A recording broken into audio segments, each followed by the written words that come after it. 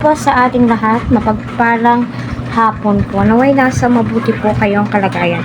So, ang topic po natin na itong si Beyonce ay inaasikaso ng mabuti itong si Kalingap X at saka ang buong team Kalingap, which is alam naman po nating lahat na iyan po ang pinakagusto ng buong team, yung inaasikaso din po sila, kasi nga alam naman po natin yung hirap at pagod po nila at napakalayong biyahe para mapuntahan, para kumustahin yung kanilang mga beneficiary at syempre yung pag warm welcome nga po sa kanila, iparamdam po natin kung gaano po tayo ka-thankful na dumating ang buong team Kalingap sa buhay po natin. Kasi kung tutuusin, sa hirap ng buhay ngayon at sa napakadaming humihingi ng tulong, isa kayo sa nabiyayaan, isa kayo sa maswerteng na scout na mga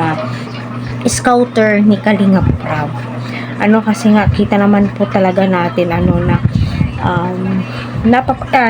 masipag din po sila, mahal po nila ang kanilang pamilya, tinutulungan po nila at hindi nga po hadlang ang kanilang kahirapan.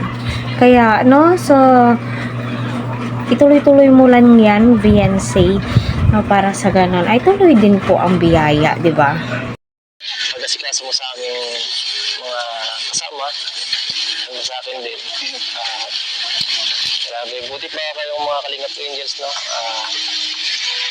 Talaga, kahit di na kayo sabihan, palagi kayong, napaka masikaso sa aming lahat. Yan, sana di ka magbago.